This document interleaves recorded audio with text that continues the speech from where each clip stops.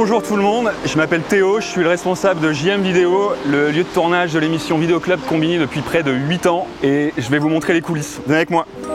C'est ici que Brad Pitt nous a parlé des films qui l'ont marqué, mais aussi Pierre Niney, Jodie Foster, Christopher Nolan, Tim Burton, Virginie Efira et même Francis Ford Coppola et plein d'autres. Aujourd'hui, JM Vidéo est en danger et ils ont besoin de vous. On en parle à la fin de cette vidéo. Chez JM, tu trouves absolument tout. Il y a près de 50 000 films. C'est tout ça. C'est tout ça, c'est aussi dans tous les tiroirs, c'est un bordel organisé. JM, c'est né en 1982, c'est vraiment une époque où tu avais des vidéoclubs partout, Tu n'avais pas d'autre choix que d'aller dans les vidéoclubs pour voir tes films chez toi. Et à cette époque, JM décide de travailler le plus possible des VHS qui viennent de l'étranger. C'était déjà une façon de se positionner comme un lieu particulièrement cinéphile. Entre 90 et 2023, en fait, c'est à la fois l'essor complètement fou des vidéoclubs, avec des chiffres d'affaires complètement fous. Enfin, faut vraiment imaginer que c'était un business mais florissant. C'est d'ailleurs pour ça qu'il y en avait partout. Et puis, au début des années 2000, un peu après, l'arrivée du téléchargement, à la télé, la multiplication des chaînes, la possibilité de voir des films autrement, etc., qui va causer en fait une perte de chiffre d'affaires énorme pour tout un tas de vidéoclubs. Et JM, déjà à l'époque, décide de tenir bon, de faire le dos rond, de s'adapter, etc. Ce qui est intéressant, c'est que les gens maintenant, pour soutenir la boutique entre guillemets, viennent vous donner des DVD qui traînent en disant tenez. Les gens adorent qu'on existe, les gens veulent qu'on existe, et plutôt que de les vendre sur Rakuten ou Amazon ou je ne sais où, davantage venir nous les donner, c'est évidemment une manière de soutenir le lieu et une manière de faire vivre la collection. Et pour ça, il y a une cave. Ouais. Et j'aimerais que tu nous la montres si ça te dérange pas. Alors, je sais pas si vous voyez, mais alors déjà JM Vidéo est un boulot physique. Il faut être en forme.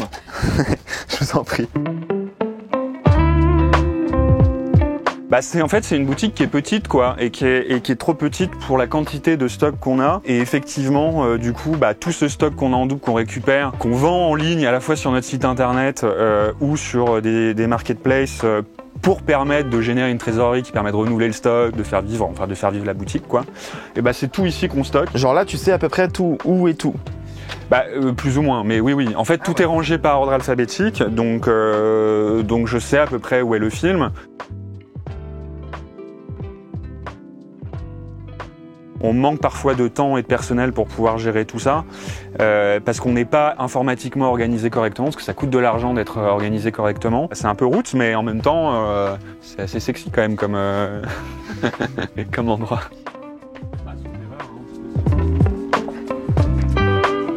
Et puis c'est bien sûr aussi depuis 8 ans le lieu emblématique de l'émission Vidéo Club de Combini, et ça fait de ce lieu un lieu particulier. Ce comptoir déjà, on peut le dire, où il y a quelques jaquettes. Ouais, ça c'est vous, les plus de 120 cinéastes qui sont passés par là et qui ont du coup contribué à ce mur des trophées. C'est à la fois hyper touchant pour nous parce que d'être un lieu de cinéphilie comme ça et d'avoir, si tu veux, la preuve qu'il existe un contact entre les gens qui créent l'ensemble de ces films, les films eux-mêmes et les gens qui les voient, ça donne un sens évident à ce qu'on fait, d'une part. Et puis c'est touchant parce que ça rappelle aussi des souvenirs. Enfin, moi je me souviendrai toujours de Cronenberg qui débarque marchant sur le trottoir avec sa gueule incroyable, et puis évidemment ça impressionne les clients aussi. Donc,